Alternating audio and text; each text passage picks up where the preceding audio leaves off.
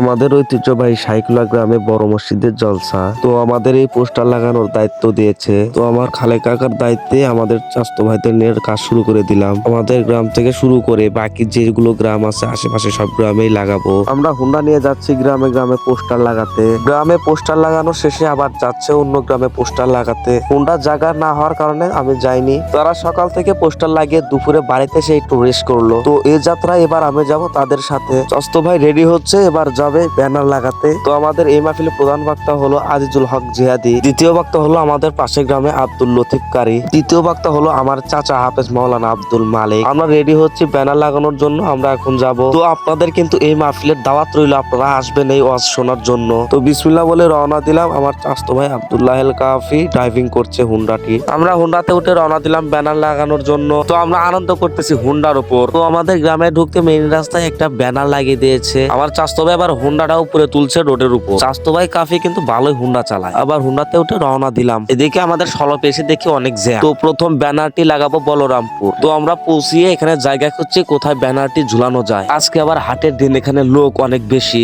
আমরা সাইডে জায়গা নিয়ে ব্যানারের কাজটা সিস্টেম করতেছিলাম। এত কষ্ট করে ভাই লাগাইছি আমরা। আমাদের এই কাজে এক রিক্সাওয়ালা আমাদেরকে সাহায্য করছে, তার জন্য আমরা দোয়া করি তিনি আরো ভালো উপার্জন করুক। তো আমার টিম, আমার ফুফাতো ভাই নূর গাছে উঠছে, তারে পুরো বালনের মতো লাগতেছে। এদিকে আবার আমার চাচতো ভাই ইয়া সেও লাফায় লাফায় উঠতেছে গাছে। মেইন রাস্তার কারণে আমরা তাড়াহুড়া করতেছিলাম এই ব্যানার লাগানোর জন্য। ব্যানারটি উপরে তোলার পর টান পাড়ার কারণে ছিঁড়ে গেছে দড়িটা। হতাশ হয়ে আমার বড় ভাই আবার চেষ্টা করতেছে লাগানোর জন্য। তো এই বলরামপুরের মানুষ এত ভালো, আমাদেরকে অনেক সাহায্য করছে ব্যানারটি লাগানোর জন্য।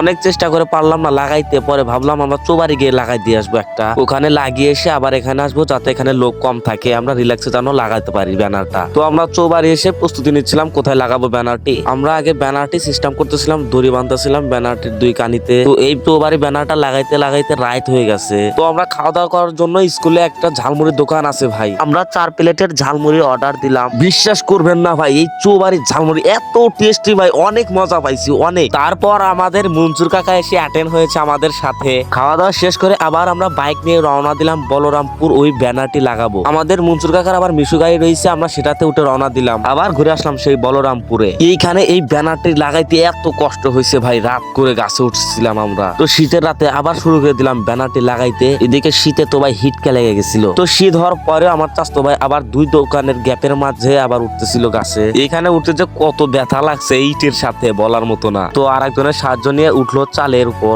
এদিকে চাচতো ভাই আবার ভূতের ভয় করতেছে, এদিকে কোড়া গাছ। তো ধীরে ধীরে শুধু খালি গাছের আগায় উঠতেছে চাচতো ভাই। রাত্রে মোবাইলের ক্যামেরাই যাচ্ছে না গাছের আঘাত। আর এক গাছে আমার ফুফাতো ভাই উঠতেছে, অনেক কষ্ট। এই গাছে ওঠা যে কত কষ্ট ভাই, গাছে আটা রইছে আরো কত ভয়। তো আসলে আমাদের নিজের সমাজের মসজিদ ওই জন্য এত কষ্ট করতেছিলাম। এদিকে আমার চাচতো ভাই তো দেখা যাচ্ছিল না, কোড়া গাছের একদম আগায় উঠে বসে রয়েছে। আমার চাচতো ভাই ও মনসুর কাকা এর নিচে বান্ধাবান্দি করতেছিল সুন্দর করে। তো অবশেষে ব্যানারটা লাগাতে আমরা এটাও সাকসেস হই। মহান আল্লাহ তাআলা চেয়েছিল বলেই আমরা সাকসেস হয়েছি। তো চাচতো ভাই ইয়া তো কোড়ার আগায় বসে রয়েছে, বলতেছে আমি আর নামবো না, এখানে শুয়ে পড়বো। তারে কোনো মতো বইলা বুঝা বললাম নাম, এখানে নামতে হবে। বুঝানোর পর চাচতো ভাই আমার নেমে আসলো সুন্দর করে। এত কষ্ট ভাই। তো এদিকে নূরও নেমে আসতেছিল কাঁঠাল গাছে, অনেক কষ্ট হয়েছে তার। তো এখানে কাজ শেষ, এখন রওনা দেবো আমরা সকলে। সবকিছু গোছগাছ করতেছিলাম। একটা জিনিস ভুল হয়ে গেছে, আপনাদের সবার দাওয়াত দিচ্ছি ঠিক আছে, কিন্তু সবার তারিখটা আপনাদেরকে জানাই নাই। মাহফিলটা হবে 2026 জানুয়ারির 3 তারিখে। তো আপনাদেরকে জানাই এটা আমার ইউটিউব চ্যানেল, প্লিজ আপনারা একটু সাবস্ক্রাইব করে দিবেন।